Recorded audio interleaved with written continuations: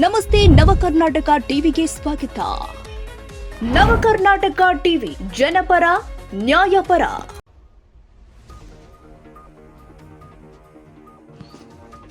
ಕೋಟೆಗೆ ಸಾರ್ವಜನಿಕ ಆಸ್ಪತ್ರೆಯಲ್ಲಿ ರಾಷ್ಟ್ರೀಯ ಹೆಣ್ಣು ಮಕ್ಕಳ ದಿನಾಚರಣೆ ಮಾಡಲಾಗಿದೆ. ದಿನಾಂಕ 24/1/2026 ತಾಲೂಕು ಸಾರ್ವಜನಿಕ ಆಸ್ಪತ್ರೆ ಕೂಡ್ಲಿಗಿಯಲ್ಲಿ ರಾಷ್ಟ್ರೀಯ ಹೆಣ್ಣು ಮಕ್ಕಳ ದಿನಾಚರಣೆ ಕಾರ್ಯಕ್ರಮ ಹಮ್ಮಿಕೊಳ್ಳಲಾಗಿತ್ತು.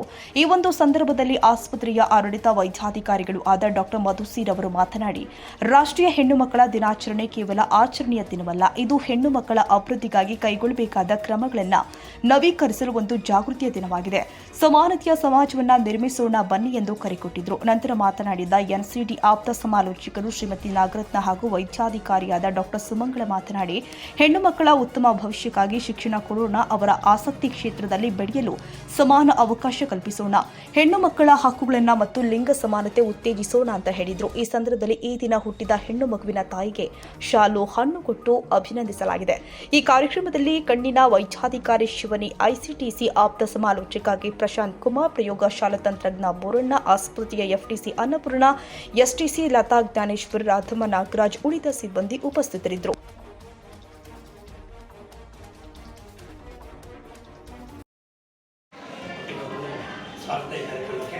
ಮುಖ್ಯ ಉದ್ದೇಶ ಹೆಣ್ಣು ಮಕ್ಕಳಿಗೆ ಯಾವ ಥರ ಸೊಸೈಟಿಯಲ್ಲಿ ಯಾವ ಥರ ಬೆಲೆ ಕೊಡಬೇಕಂತ ಅದ್ರ ಬಗ್ಗೆ ಪ್ರಾಮುಖ್ಯತೆ ಬಗ್ಗೆ ಅದ್ರ ಬಗ್ಗೆ ಹೇಳೋದು.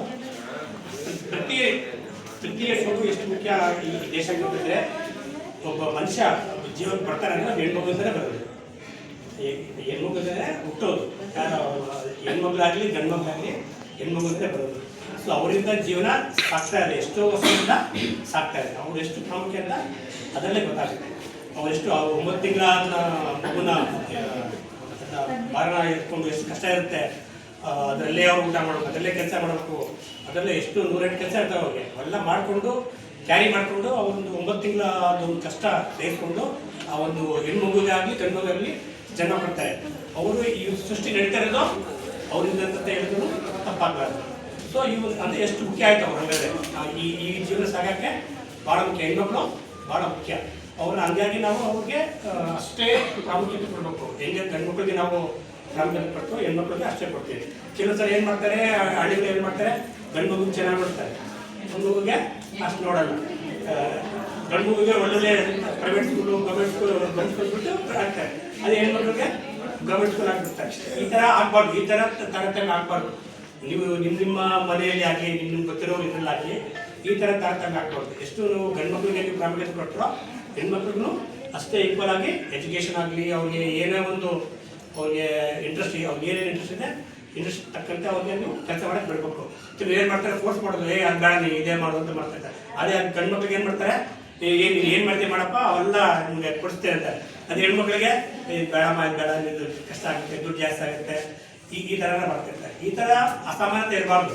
ಮುಖ್ಯ ಉದ್ದೇಶ ಸಮಾನತೆ ಮಾಡಬೇಕು. ನಾವೆಲ್ಲ ಮಕ್ಕಳಿಗೆ ಹೆಣ್ಣಾಗಲಿ ಗಂಡಾಗಲಿ ಇಬ್ಬರಿಗೆ ಈಕ್ವಲಾಗಿ ಕೊಡಬೇಕು. ಬಟ್ ಹೆಣ್ಮಕ್ಳಿಗಂತೂ ಹೆಚ್ಚಿನ ಕೇರ್ ತಗೋಬೇಕಂತ ಉದ್ದೇಶ ಈ ಕಾರ್ಯಕ್ರಮ.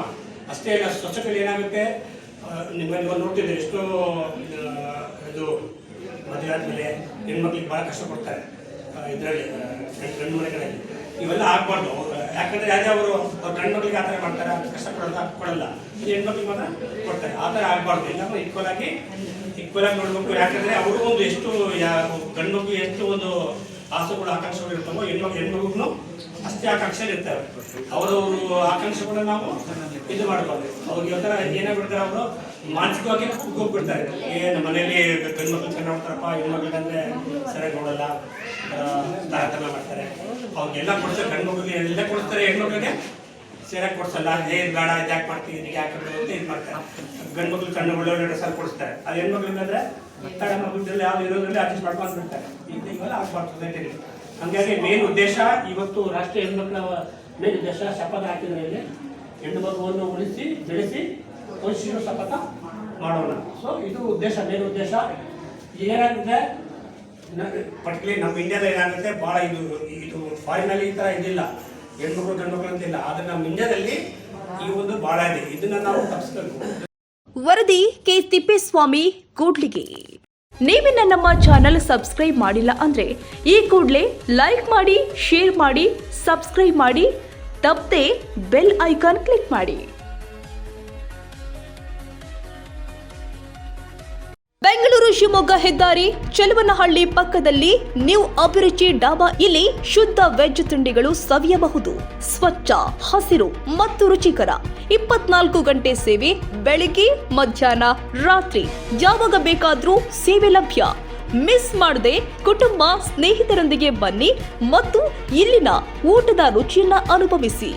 ನ್ಯೂ ಅಭಿರುಚಿ ಡಾಬಾ, ಸ್ವಾದವು ಸುಗಂಧವು ನಿಮಗಾಗಿ. ತಪ್ಪದೇ ಭೇಟಿ ಕೊಡಿ.